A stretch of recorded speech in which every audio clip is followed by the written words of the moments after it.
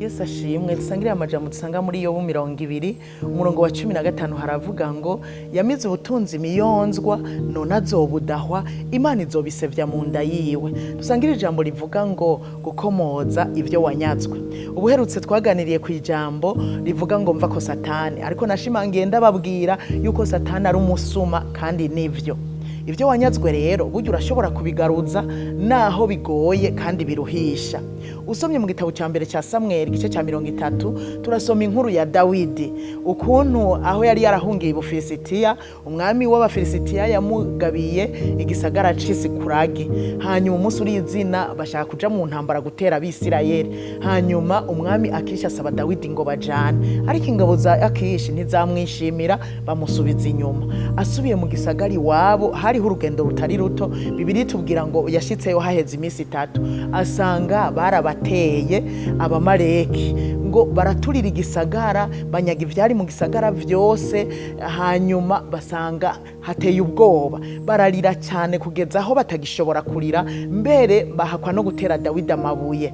Ariko Dawidi mu nyuma ngo ariremesha kubw'Uhoraho, amaze kuyiremesha asaba efodi, arasenga Imana ngo asiguze Uhoraho, ayibaza yuko yokurikira abo Bamaleki kandi ko azogaruza ivyanyazwe. Imana iramubwira ati genda uzobigaruza. Hanyuma Dawidi arabakurikira, amaze kubakurikira aragenda ashitse mu Bamaleki, yarabagwanije arabanesha ku buryo yagarukanye abagore n'abana n'ibintu byose bari baranyazwe, gushika aho basigara baririmba ngo iyi n'iminyago ya Dawidi. Hanyuma abirungikira inshuti n'abagenzi n'abandi benshi. Bibiliya iravuga ngo nabo bahora bayererana mu ishamba yarabarungikiyeko. Urumva rero yuko bishoboka yuko ushobora kugaruza ivyo wanyazwe. Twasomye iri jambo rivuga ngo yamize ubutunzi miyonzwa none azobudahwa Imana izobisevya mu nda yiwe. Ubu ninde? Ni Satani bashaka kuvuga. Hariho ubutunzi bwacu yamize. Ashobora ko yaramize ubutunzi bwawe bw'ingabire wari warahawe, ukabugira urangiza umwaka atacu uri kurakora, waranyazwe amasengesho, waranyazwe ijambo ry'Imana, waranyazwe gukorera Imana, ugasanga ugiye kurangiza umwaka ureze amaboko.